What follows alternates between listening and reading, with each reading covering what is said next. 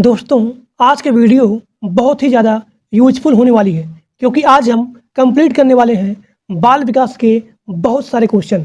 तो जिन लोग को बाल विकास का नोट्स चाहिए तो आपकी स्क्रीन पे नंबर दिख रहा है, इसी नंबर पे आपको मात्र 10 रुपया पेमेंट करना है और उस पेमेंट का स्क्रीनशॉट इसी नंबर के व्हाट्सएप पे भेज देना है। आपको वहीं पे नोट्स मिल जाएंगे।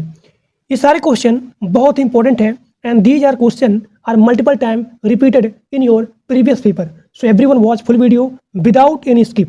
यहाँ पे पहला क्वेश्चन है, किशोरावस्था को तूफानों की अवस्था कहा जाता है। किसने कहा था? तो स्टैनली हॉल ने कहा था किशोरावस्था को तूफानों का अवस्था। अब यहाँ पे आपका अगला क्वेश्चन है, नैतिक विकास का सिद्धांत किसने दिया था? इसका आंसर है कोहलबर्ग ने। अब देखिए, अगर हम लोग ट्रिक के साथ याद करें तो जब आपका मन, जब आप मोरल हो, नैतिक हो, तो आप कितने भी बड़े बड़े प्रॉब्लम को आसानी से हल कर सकते हो, यानी कि कोहलबर्ग। ठीक। अब यहाँ पे आपका अगला क्वेश्चन है, बाल विकास का उद्देश्य क्या है? तो बाल विकास का उद्देश्य होता है सर्वांगीण डेवलपमेंट करना, सर्वांगीण विकास करना। अब यहाँ देखिए चौथा क्वेश्चन, मूल प्रवृत्ति का सिद्धांत किसने दिया था? तो मूल प्रवृत्ति का सिद्धांत दिया था मैकडूगल ने। मूल प्रवृत्ति का सिद्धांत किसने दिया था? मैकडूगल ने। मैं एक क्वेश्चन को कम से कम 2 बार 3 बार बोलूंगा ताकि आपको इसी क्लास में सारे क्वेश्चन का आंसर आसानी से याद हो जाए। मन की उत्तेजित दशा, क्रोध, खुशी आदि को क्या कहते हैं? तो इसको कहते हैं संवेग। मन की उत्तेजित दशा, क्रोध, खुशी, इनको बोला जाता है संवेग। अब यहाँ पे आपका अगला क्वेश्चन है, आवश्यकता का पद सोपान सिद्धांत किसने दिया था?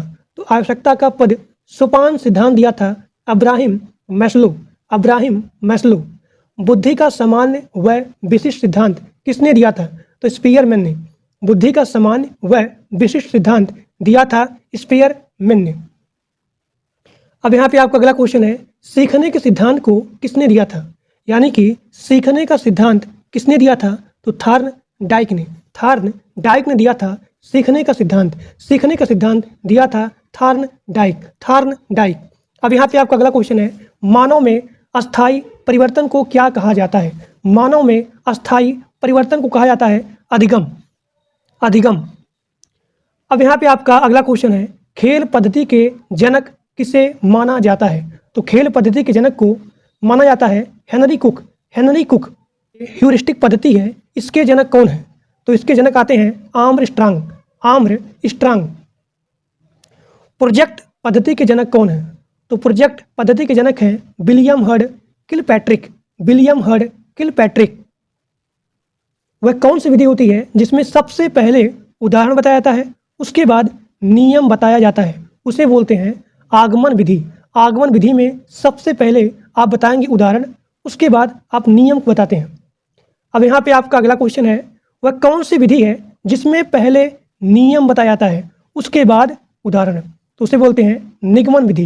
ये दोनों क्वेश्चन बहुत इंपॉर्टेंट है। एक बार फिर से बोलता हूँ, वह कौन सी विधि है जिसमें सबसे पहले उदाहरण उसके बाद नियम? उसे बोलेंगे आगमन। ठीक। और अगर आप इसको उल्टा करोगे, सबसे पहले नियम उसके बाद उदाहरण, उसे बोलेंगे निगमन विधि में सबसे पहले नियम आता है, उसके बाद उदाहरण आता है। अब यहाँ पे आपका अगला क्वेश्चन है, क्वेश्चन नंबर 15, देखो सुनो और समझो किस विधि पर आधारित है? इसे बोलते हैं प्रदर्शन विधि। एक बार फिर से बोलूँगा, प्रदर्शन विधि में देखो, सुनो और समझना होता है। पहले आप देखेंगे, उसके बाद सुनेंगे और उसके बाद समझेंगे। इसे बोलते हैं प्रदर्शन विधि। अब यहाँ पे आपका अगला क्वेश्चन है, देखो सुनो और बोलो किस विधि पर आधारित है? इसे बोलते हैं प्रयोगात्मक विधि। यहाँ देखिए, इसमें क्या था, देखो सुनो और समझो, यानी कि देखो सुनो और समझो। आपको पहले देखना है, सुनना है, उसके बाद समझना है, उसे बोलेंगे प्रदर्शन। लेकिन अगर यहाँ पे पूछा जाए देखो सुनो और बोलो, यानी कि आप यहाँ पे करेंगे प्रयोगात्मक विधि। देखना है, सुनना है, उसके बाद बोलना है। अब यहाँ पे आपका अगला क्वेश्चन है, किस विधि में शिक्षण सूत्र का प्रयोग होता है? किस विधि में शिक्षण सूत्र का प्रयोग होता है? उसे बोलेंगे आगमन विधि। आगमन विधि में शिक्षण सूत्र का प्रयोग होता है। आगमन विधि किसे कहते हैं बताइए। जो लोग कमेंट में, जो लोग यहाँ पे लाइव देख रहे हैं वो लोग बताएंगे कि आगमन विधि किसे कहते हैं, आगमन विधि में क्या होता है। अगला क्वेश्चन, करके सीखने। पहले आपको करना है तब सीखना है, यानी कि आप यहाँ पे प्रैक्टिकल काम कर रहे हो, प्रैक्टिकल काम को करके सीख रहे हो, उसे बोलेंगे प्रयोगशाला विधि। प्रयोगशाला विधि, इसमें आप करके सीखते हो। अब यहाँ पे आपका अगला क्वेश्चन है किंडरगार्टन विधि, जिसमें कि आपका आता है LKG UKG। तो इसके जनक कौन है? इसके जनक हैं फ्रोबेल। फ्रोबेल। अब यहाँ देखिए मैं बताता हूँ इसका ट्रिक। किंडरगार्टन, जब आप गार्डन में जाते हो तो आप फ्री में जाते हो, कोई भी पैसा नहीं देते हो। जो बच्चे होते हैं छोटे छोटे, जब वो जाते हैं गार्डन में तो वो जो है कभी भी पैसा नहीं देते हैं, यानी कि आप फ्री हो, आपको फ्री में जा रहे हो। जो बच्चे हैं खुशी के साथ फ्री में जाएंगे, यानी कि फ्री, यानी कि फ्रोबेल। अब यहाँ पे आपका अगला क्वेश्चन है मॉन्टेसरी शिक्षा प्रणाली के जनक कौन है? तो मॉन्टेसरी शिक्षा प्रणाली के जनक है डॉक्टर मारिया मॉन्टेसरी। अब यहाँ पे आपका अगला क्वेश्चन है समीपस्थो विकास का सिद्धांत, यानी कि ZPD का सिद्धांत किसने दिया था? तो वाई गुत्स्की ने, वाई गुत्स्की ने। अब यहाँ पे आपका अगला क्वेश्चन है डाल्टन पद्धति के जनक कौन है? तो डाल्टन पद्धति के जनक हैं कुमारी हेलन पार्क हर्स्ट। अब यहाँ पे आपका अगला क्वेश्चन है बच्चों में आधारहीन आत्म चेतना अवस्था का संबंध उसके विकास के किस अवस्था से संबंधित है? तो किशोरा अवस्था से संबंधित है। अब यहाँ पे आपका अगला क्वेश्चन है डिसलेक्सिया किससे संबंधित है? डिसलेक्सिया संबंधित है पढ़ने से। अब यहाँ पे आपका अगला क्वेश्चन है श्यामपट्ट को शिक्षण साधन सामग्री के किस समूह में अंतर्मुक्त किया जा सकता है? तो श्यामपट्ट को शिक्षण साधन सामग्री के दृश्य साधन में अंतर्मुक्त किया जा सकता है। अब यहाँ पे आपका अगला क्वेश्चन है व्यक्तित्व एवं बुद्धि में वंशानुक्रम क्या होती है? तो नाम मात्र की भूमिका होती है। श्यामपट्ट पर लिखते समय सबसे महत्वपूर्ण क्या है? अच्छी लिखावट, अच्छी लिखावट। अगला क्वेश्चन बुद्धि का तरल मोजेक मॉडल किसने दिया था? बुद्धि का तरल मोजेक मॉडल दिया था कैटल ने।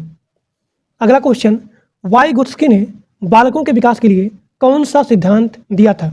एक बार क्वेश्चन आया था कि वाई गुत्स्की ने बालकों के विकास के लिए कौन सा सिद्धांत दिया था?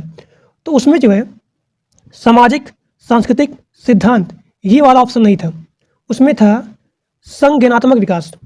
अब बहुत लोग यहाँ पे डाउट हो गए कि ये क्वेश्चन जो है इसने गलत बताया है, जबकि प्रीवियस पेपर का था उसमें ऑप्शन था केवल संज्ञानात्मक विकास, उसमें सामाजिक सांस्कृतिक सिद्धांत ये जो है ऑप्शन नहीं था।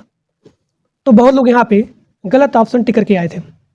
देखिए इसका जो भी सही आंसर होगा वो होगा सामाजिक सांस्कृतिक सिद्धांत। लेकिन सामाजिक सांस्कृतिक सिद्धांत से क्या होगा?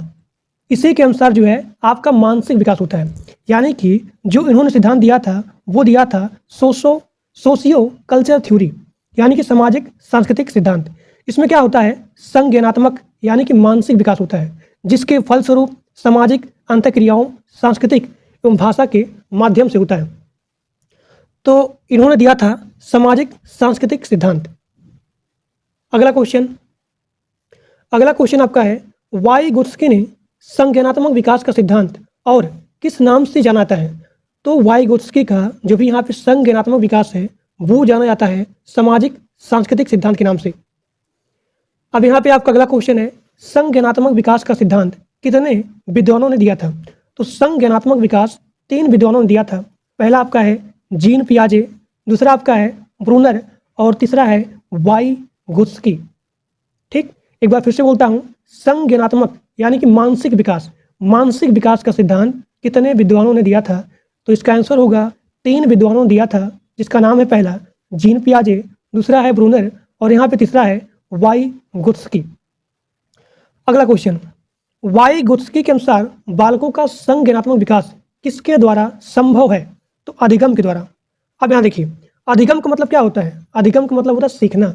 अपनी चारों तरफ जो आप देख करके सीखते हो, या फिर अपने समाज में, या फिर अपनी चारों तरफ देख करके जो भी यहाँ पे आप अपने अंदर ग्रहण करते हो उसे बोलते हैं अधिगम, यानी कि सीखना, लर्न करना। तो इसका आंसर हो जाएगा अधिगम। अब यहाँ पे आपका अगला क्वेश्चन है बालक का सामाजिकरण कब प्रारंभ होता है? तो बालक का सामाजिकरण प्रारंभ होता है 0 से 5 वर्ष की अवस्था में। इसे बोलते हैं शैशवावस्था। शैशवावस्था। अब देखिए, अब यहाँ पे आपका अगला क्वेश्चन है, सामाजिकरण में बालक सबसे पहले किसको पहचानता है? इसका आंसर हो जाएगा अपनी माँ को। अगला क्वेश्चन, बालक का सामाजिकरण कब पूर्ण होता है? इसका आंसर हो जाएगा किशोरावस्था में। बालक के गिरोह की अवस्था कौन सी कहलाती है? बाल्यावस्था। अब यहाँ पे आपका अगला क्वेश्चन है, बालक में नकारात्मक सोच कौन सी अवस्था में उत्पन्न होता है? तो नकारात्मक सोच होता है उत्पन्न किशोरावस्था में। अगला क्वेश्चन, सामाजिक अधिगम का सिद्धांत किसने दिया था? सामाजिक अधिगम का सिद्धांत दिया था अल्बर्ट बंडूरा ने। अल्बर्ट बंडूरा ने। अगला क्वेश्चन, स्कीमा सिद्धांत के जनक कौन है? स्कीमा सिद्धांत के जनक हैं जीन पियाजे। कोलहर किस संप्रदाय के समर्थक थे? तो कोलहर जो है संज्ञानवादी संप्रदाय के समर्थक थे। मनुष्य एक सामाजिक प्राणी है, यह किसने कहा था? तो अरस्तु ने कहा था। अरस्तु ने कहा था कि मनुष्य एक सामाजिक प्राणी है। अब यहाँ पे आपका अगला क्वेश्चन है जो कि बहुत ही ज़्यादा इंपॉर्टेंट है, जीन पियाजे ने संज्ञानात्मक विकास को ध्यान में रखते हुए बालक की कितनी अवस्थाएं बताई हैं? तो 4 अवस्थाएं बताई हैं। कभी कभी एग्जाम में आता है इसका क्रम। तो सबसे पहले होगा संवेदिक पेशी अवस्था, उसके बाद पूर्व संक्रियात्मक अवस्था, उसके बाद मूर्त संक्रियात्मक अवस्था और उसके बाद होता है अमूर्त। तो सबसे पहले आपको यहाँ पर लिखना है क्रम से, सबसे पहले संवेदिक पेशी अवस्था, उसके बाद पूर्व संक्रियात्मक, उसके बाद मूर्त, उसके बाद अमूर्त। अब देखिए, कभी कभी इसका एज भी पूछ लेता है। तो संवेदिक पेशी अवस्था में आता है जन्म से 2 वर्ष, पूर्व संक्रियात्मक अवस्था 2 से 7 वर्ष, उसके बाद मूर्त संक्रियात्मक अवस्था। अब अगर आपको यहाँ पे याद करना है मूर्त, यानी कि हम जिएंगे साथ साथ और हम मरेंगे साथ साथ, तो यानी कि आप यहाँ पे मूर्त को मरने से लीजिए कि हम साथ साथ मरेंगे, यानी कि आपको यहाँ पे सबसे पहले जो एज यहाँ पे स्टार्ट होगा, जो यहाँ पे वर्ष स्टार्ट होगा वो होगा 7 से। हम साथ साथ जिएंगे, साथ साथ मरेंगे। कौन? हम मतलब 1 और यहाँ पे 2, यानी कि हम दोनों साथ साथ जिएंगे और साथ साथ मरेंगे, यानी कि आपका यहाँ ट्रिक बैठ जाएगा। मूर्त संक्रियात्मक अवस्था में सबसे पहले स्टार्ट होगा 7 से 12 वर्ष। अब देखिए, उसके बाद आता है अमूर्त, यानी कि 12 से 15 वर्ष। अब यहाँ पे आपका अगला क्वेश्चन है, बालक में चिंतन का प्रारंभ किस अवस्था में होता है? किस अवस्था में प्रारंभ होता है? तो 2 से 7 वर्ष में। 2 से 7 वर्ष में। अगला क्वेश्चन, जीन पियाजे के अनुसार समायोजन की अवस्था किसे कहा जाता है? तो जीन पियाजे के अनुसार समायोजन की अवस्था को बोलते हैं संवेदी गत्यात्मक अवस्था। ये ठीक। अब यहाँ पे आपका अगला क्वेश्चन है, जीन पियाजे के अनुसार विकास की किस अवस्था को मुख्य परिवर्तन बिंदु कहा जाता है? इसका आंसर होगा ठोस संक्रियात्मक अवस्था। एक बार फिर से बोलता हूँ, जीन पियाजे के अनुसार विकास की किस अवस्था को मुख्य परिवर्तन बिंदु कहा जाता है? तो ठोस संक्रियात्मक अवस्था। अगला क्वेश्चन, गिलफोर्ड ने सृजनशील प्रक्रिया के कितने चरण बताए हैं? गिलफोर्ड ने सृजनशील प्रक्रिया के कितने चरण बताए हैं? तो 5 चरण बताए हैं। सबसे पहले आपका है संज्ञान, स्मृति, अपसारी चिंतन, अभिसारी चिंतन, उसके बाद मूल्यांकन। एक बार फिर से देखिए, गिलफोर्ड ने सृजनशील प्रक्रिया के 5 चरण बताए हैं। सबसे पहले आपका है संज्ञान, स्मृति, अपसारी, अभिसारी, उसके बाद मूल्यांकन। अगला क्वेश्चन, वह कौन सी अवस्था है जब बच्चा तार्किक रूप से वस्तुओं व घटनाओं के विषय में चिंतन प्रारंभ करता है? उसे बोलते हैं मूर्त संक्रियात्मक अवस्था, जिसकी यहाँ पे टाइम होता है 7 से लेकर के 11 वर्ष। अब यहाँ पे आपका अगला क्वेश्चन है, वह कौन सी जगह है जहाँ बच्चे के संज्ञानात्मक विकास को सबसे बेहतर तरीके से परिभाषित किया जा सकता है? वो है विद्यालय एवं कक्षा में। अब यहाँ पे आपका अगला क्वेश्चन है, बच्चे दुनिया के बारे में अपनी समझ का सृजन करते हैं, इसका श्रेय किस विद्वान को जाता है? इसका आंसर होगा जीन पियाजे को। जीन पियाजे को। स्ट्रिंग ने कहा था, शिशु अपने एवं अपने संसार के बारे में अधिकांश बातें खेल के माध्यम से सीखता है। स्ट्रिंग जी ने कहा था, विकास कभी न समाप्त होने वाली प्रक्रिया है। यह विचार किस सिद्धांत से संबंधित है? इसका आंसर होगा निरंतरता के सिद्धांत से संबंधित है। अब देखिए, निरंतरता का मतलब होता है कॉन्टिन्यूअस, यानी कि जो कभी भी समाप्त ना हो, उसे बोलते हैं निरंतरता। अब यहाँ पे आपका अगला क्वेश्चन है, बच्चे के बौद्धिक विकास की 4 विशिष्ट अवस्थाओं की पहचान किस विद्वान द्वारा की गई है? इसका आंसर है जीन पियाजे। अगला क्वेश्चन, बच्चों के बौद्धिक विकास की 4 विशिष्ट अवस्थाओं की पहचान किस विद्वान द्वारा की गई है? जीन पियाजे के द्वारा। पर्यटन विधि के जनक कौन है? पेस्टोरोजी। खोज विधि के जनक कौन है? Arm strong. इसे बोलते हैं, खोज विधि का अलग अलग नाम भी है, ह्यूरिस्टिक विधि या फिर अन्वेषण विधि। तो अगर पूछा जाए आपके एग्जाम में ह्यूरिस्टिक विधि या फिर अन्वेषण विधि के जनक कौन है, तो वो है आर्म स्ट्रॉन्ग। अन्वेषण विधि के जनक कौन है? देखिए, आर्म स्ट्रॉन्ग।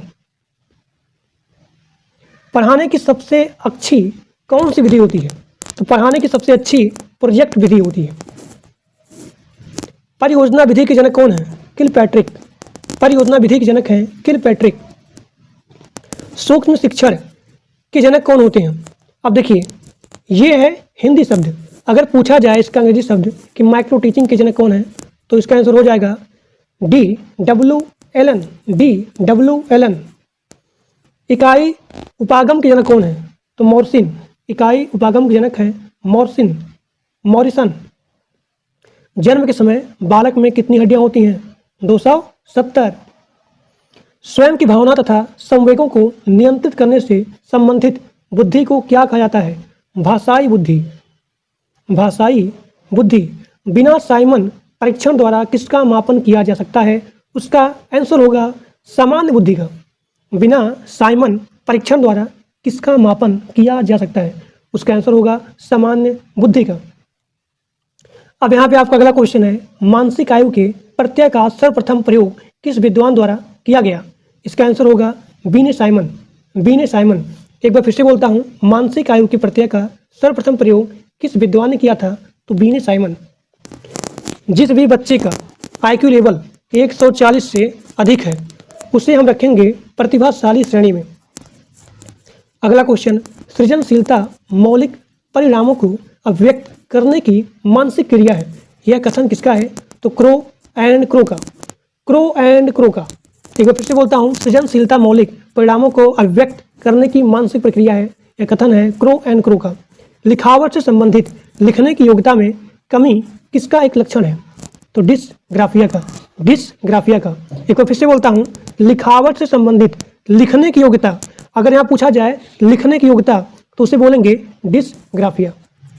अगर पूछा जाए शब्दों के अक्षरों में क्रम को पढ़ने में कठिनाइयों का अनुभव करना, या फिर अगर यहाँ पूछा जाए माइंड से रिलेटेड यानी कि स्मृति से रिलेटेड, तो ये आपका आएगा डिसलेक्सिया से। अगर पूछा जाए लिखावट के बारे में, लिखावट में कमी आना यानी कि लिखावट से संबंधित लिखने की योग्यता में कमी आना, तो वो आपका होगा डिसग्राफिया। अगर यहाँ पे पढ़ने में दिक्कत आती है, तो ये आपका हो गया डिसलेक्सिया। तो डिस्थीमिया में गंभीर तनाव की अवस्था होती है। गंभीर तनाव की अवस्था होती है। अगला क्वेश्चन, गणित को समझने की आवश्यकता, उसे क्या बोलते हैं? डिसकैलकुलिया। अब यहाँ पे आपका ट्रिक होगा, गणित में आप क्या करते हैं? कैलकुलेट करते हैं, तो आपका यहाँ होगा कैलकुलिया। कैलकुलिया। डिसकैलकुलिया। डिसकैलकुलिया। डिसकैलकुलिया में क्या होता है? गणित को समझने में यहाँ भी प्रॉब्लम होती है, तो उसे बोलते हैं डिसकैलकुलिया। डिसग्राफिया में क्या होता है? डिसग्राफिया में मैंने आपको बताया, इसमें लिखने में प्रॉब्लम आती है। ठीक। डिसलेक्सिया किससे संबंधित है? तो पठन विकार से, यानी कि पढ़ने में प्रॉब्लम आती है, उसे बोलते हैं डिसलेक्सिया। और अगर मैं आपसे पूछूं गंभीर तनाव की अवस्था, उसे क्या बोलेंगे? बताइए।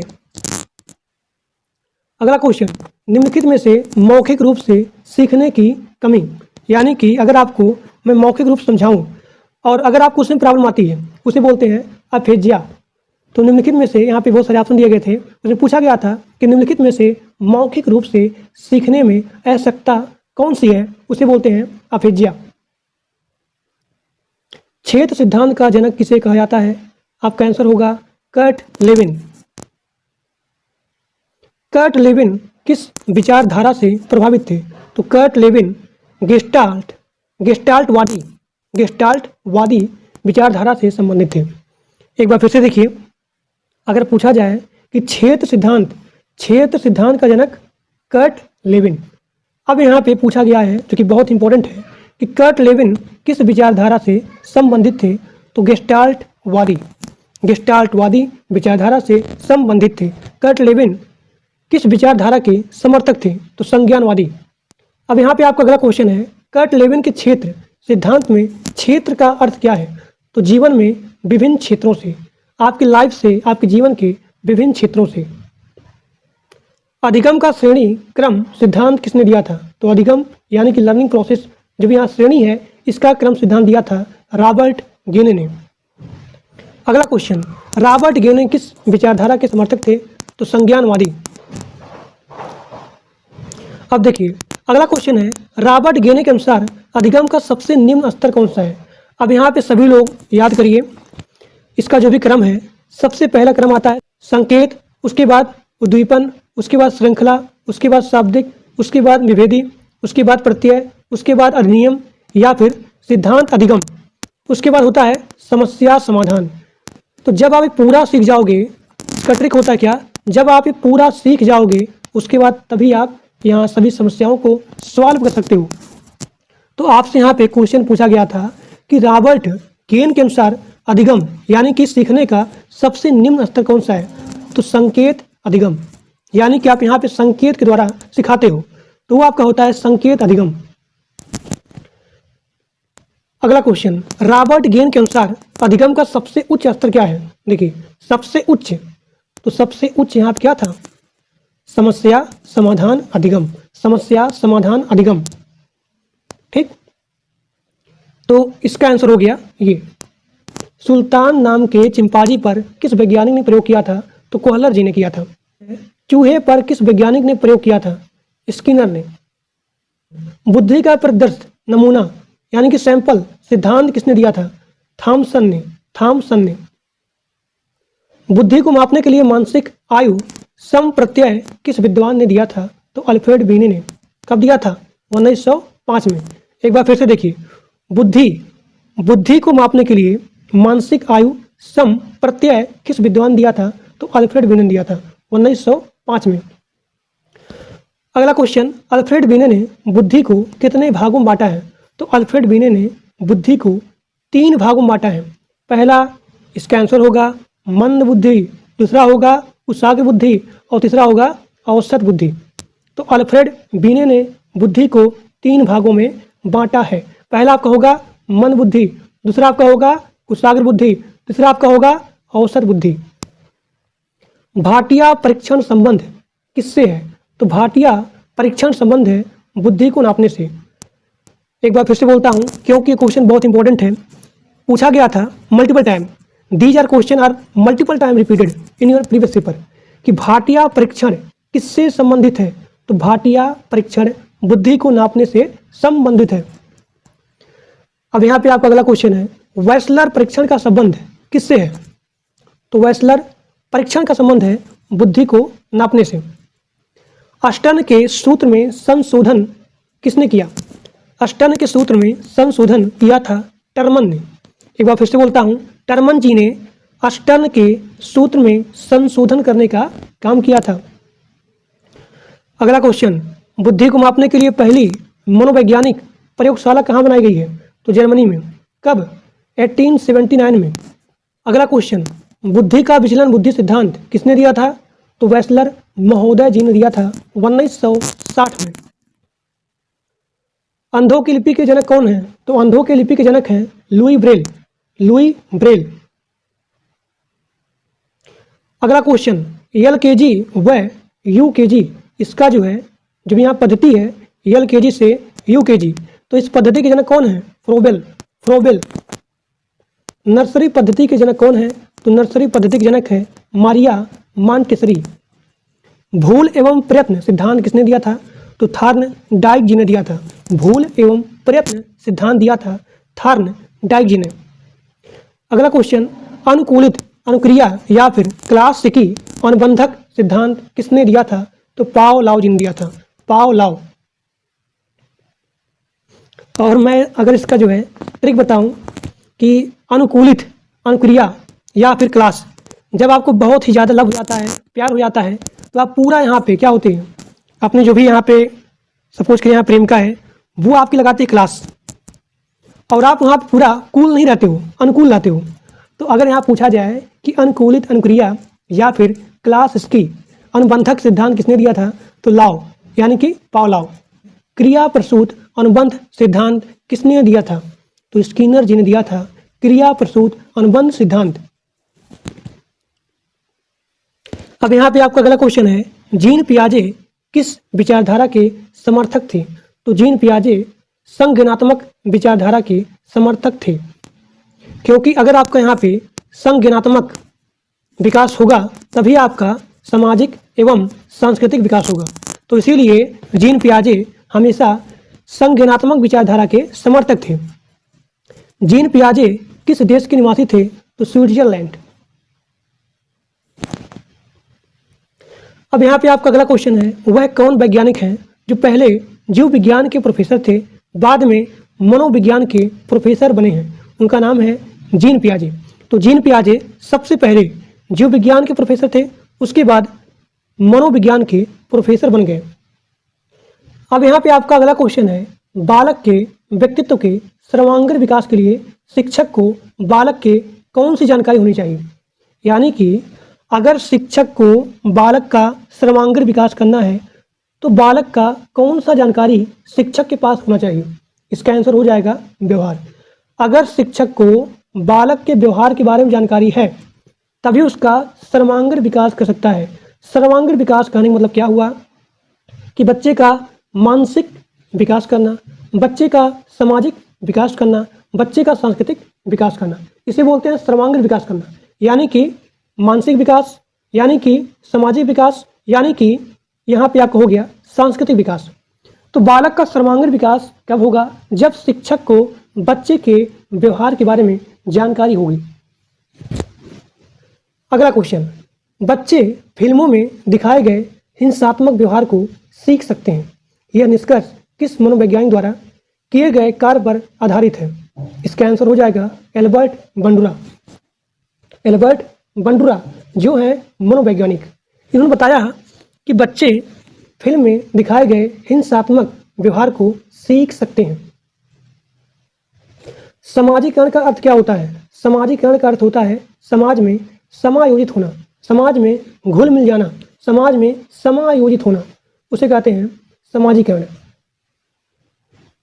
सबसे अधिक गहन और जटिल समाजीकरण कौन सी अवस्था होती है, सबसे अधिक गहन और जटिल समाजीकरण कौन सी अवस्था होती है, उसे बोलते हैं किशोरावस्था के दौरान। किशोरावस्था के दौरान शिशु में सबसे अधिक गहन और जटिल समाजीकरण होती है।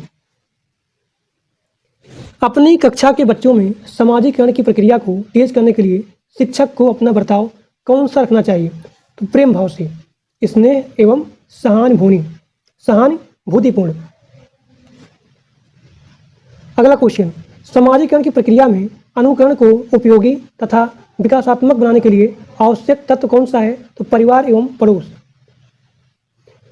कोहल वर्ग के अनुसार सही और गलत, कोहल वर्ग के अनुसार सही और गलत के प्रश्नों के बारे में निर्णय लेने में शामिल चिंतन प्रक्रिया को कहा जाता है नैतिक तर्कणा।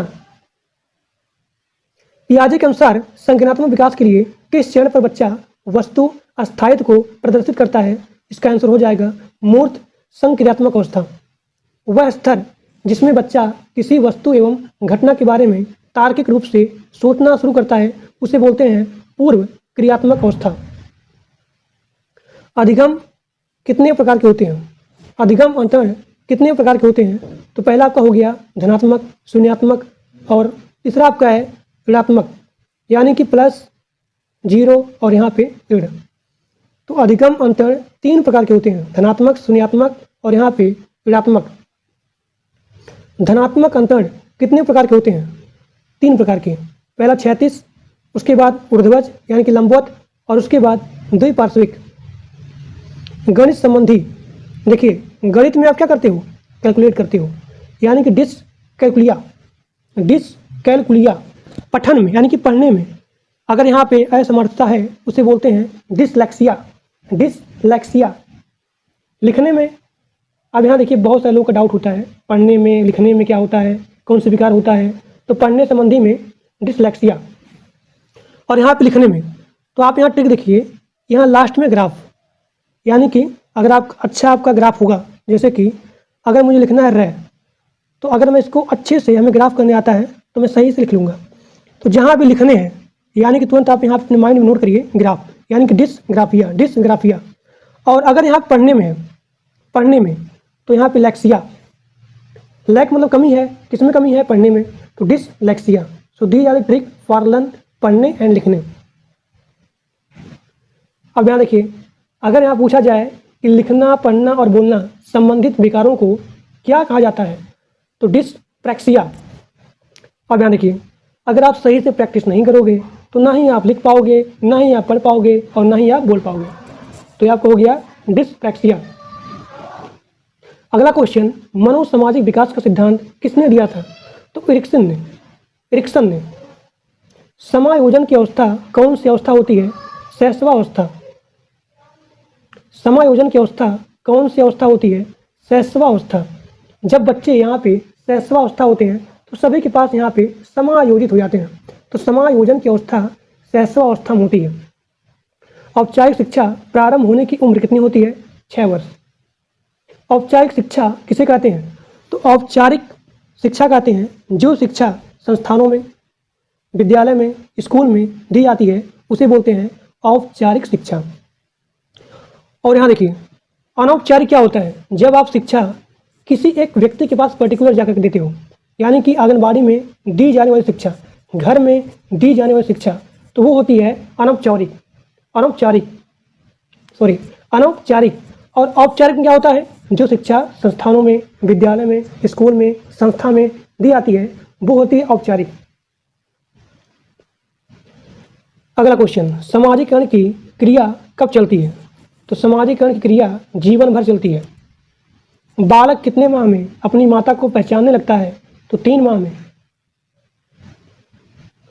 शर्म की अवस्था कौन सी अवस्था को कहते हैं, तो शर्म की अवस्था बाल्यावस्था कहते हैं। आपस झगड़े की भावना कौन सी अवस्था होती है, बाल्यावस्था।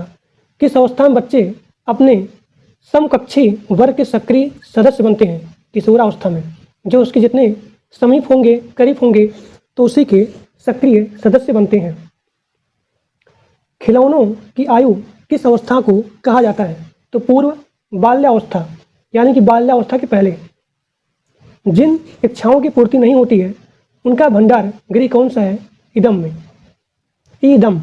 अब यहाँ पे आपका अगला क्वेश्चन है, प्रयोजनवाद किसे जन्म दिया, तो प्रयोजनवाद प्रोजेक्ट विधि को जन्म दिया। अगला क्वेश्चन, ईर्ष्या भावना कौन सी अवस्था होती है, ईर्ष्या भावना बाल्यावस्था में होती है। अगला क्वेश्चन, बालक मानव ध्वनि एवं अन्य ध्वनि में अंतर करना कब सीखता है, तो 1 माह में। अगला क्वेश्चन, अंतरामुखी व बहिर्मुखी में से सामाजिक विकास किसका अधिक होता है, तो बहिर्मुखी का। अंतरामुखी में और बहिर्मुखी में, इन दोनों में सामाजिक विकास किसका अधिक होता है, तो बहिर्मुखी का। बहिर्मुखी। इरिक्सन ने अपने मनोसामाजिक सिद्धांत में जीवन काल को कितने अवस्था में बांटा है, तो 8 अवस्था में। एक बार फिर से बोलता हूँ, इरिक्सन ने अपने मनोसामाजिक सिद्धांत में जीवन को 8 अवस्था में बांटा है। विश्व में पहली बार मनोविज्ञान की प्रयोगशाला किसने और कब और कहाँ पर स्थापित किया, तो विलियम ने किया था। किसने किया था, विलियम ने। कब किया था, 1879 में। कहाँ पे किया था, जर्मनी में। एक बार फिर से बोलता हूँ, विश्व में पहली बार मनोविज्ञान की प्रयोगशाला, मनोविज्ञान की प्रयोगशाला किसने किया था, कब किया था और कहाँ पे किया था, तो विश्व में सबसे पहली बार विलियम बुट ने मनोविज्ञान की प्रयोगशाला किया था जर्मनी में 1879 में। शिक्षा में प्रयोजनवाद, शिक्षा में प्रयोजनवाद की विचारधारा के प्रवर्तक कौन है, तो विलियम जेम्स। William James. बच्चों के लिए सबसे उत्तम शिक्षक वह है जो स्वयं बालक जैसा हो, यह कथन किसका है, तो यह कथन है मेनकिन। मेनकिन ने कहा कि बच्चों के लिए सबसे अच्छा टीचर, सबसे अच्छा शिक्षक वही है जो खुद को एक बालक जैसा मान ले, एक बालक जैसा बन जाए, उसे बोलते हैं अच्छा टीचर, उसे बोलते हैं उत्तम टीचर। तो ये कहा था मेनकन जी ने। सामाजिक समायोजन का कठिन काल किसे कहा जाता है? तो सामाजिक समायोजन का कठिन काल कहा जाता है पूर्व किशोरावस्था को। पूर्व किशोरावस्था को। अगला क्वेश्चन है, छात्रों का विश्वास प्राप्त करने हेतु शिक्षक को उनके साथ कैसा व्यवहार करना चाहिए? तो मित्र जैसा व्यवहार करना चाहिए। प्रतिस्थापन का सिद्धांत किस वैज्ञानिक ने दिया था? तो गुथरी ने दिया था। गुथरी ने प्रतिस्थापन का सिद्धांत दिया था। हिंदुस्तानी बीने क्रिया परीक्षण के प्रतिपादक हैं, उनका नाम है C.H. राइस। आवश्यकता का पद सोपान सिद्धांत किसने दिया था? तो अब्राहम मास्लो ने दिया था। अधिगम का अर्थ क्या होता है? तो अधिगम का अर्थ होता है सीखना, लर्निंग करना। अधिगम से क्या तात्पर्य है? तो मानव व्यवहार में होने वाली अस्थायी परिवर्तन ही अधिगम कहलाती है। यानी कि अपने चारों तरफ से या फिर सीखने से या फिर अपने अंदर ग्रहण करने से आपके अंदर जो परिवर्तन होता है उसे बोलते हैं अधिगम। तो अधिगम का मतलब ये होता है सीखना, लर्निंग करना। तो मानव व्यवहार में होने वाली अस्थायी परिवर्तन को ही अधिगम कहा जाता है। अधिगम पूर्ण कब होगा? तो मानव व्यवहार में अस्थायी परिवर्तन हो जाए तब यहाँ पे अधिगम पूर्ण हो जाएगा। संज्ञान किसे कहते हैं? किसी ज्ञान को ग्रहण करना ही संज्ञान होता है। किसी ज्ञान को ग्रहण करना ही संज्ञान होता है। व्यवहारवादी मनोविज्ञान के जनक कौन है? तो व्यवहारवादी मनोविज्ञान के जनक हैं वाटसन। आधुनिक मनोविज्ञान के जनक कौन है? तो विलियम जेम्स। आधुनिक मनोविज्ञान के जनक कौन है? William James. अगला क्वेश्चन, मनोविज्ञान में एक होता है मनोविश्लेषण करना, यानी कि पूरे मन को एनालिसिस करना। तो मनोविश्लेषण मनोविज्ञान के जनक कौन है? इसका आंसर होगा सिगमंड फ्रायड। Sigmund Freud. बुद्धि के परिणामों के आधार पर समान संभावना वक्र किसने प्रस्तुत किया था? टर्मन ने। बुद्धि के परिणामों के आधार पर समान संभावना वक्र टर्मन ने प्रस्तुत किया था। अगला क्वेश्चन, प्रगतिशील शिक्षा के जनक कौन है? तो जॉन डेवी। अब यहाँ पे आपका अगला क्वेश्चन है, प्रोजेक्ट विधि के जनक कौन है?